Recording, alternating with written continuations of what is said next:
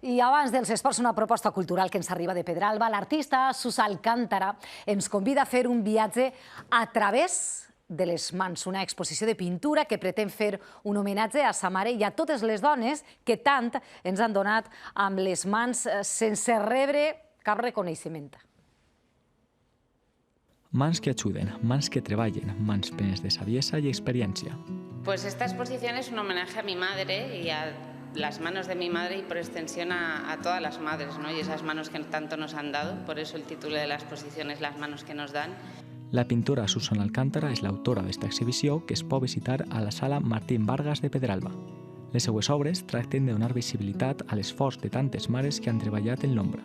Han tenido unas vidas muy duras algunas de ellas y han sacado adelante a las familias, han sido el soporte de la sociedad y de la economía y nunca se les ha reconocido suficientemente esta labor.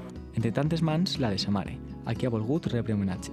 Nunca expuso, nunca hizo ninguna exposición, a pesar de tener obra, todo se quedó en la familia y entre los amigos y familia y por eso he querido que en esta exposición todo el mundo vea lo gran artista que era mi madre. Les manos que nos dan, un mar de records per a les persones majors i un reclam perquè els joves valoren tot l'esforç i l'amor que les mares i àvies dipositen contínuament en ells i elles.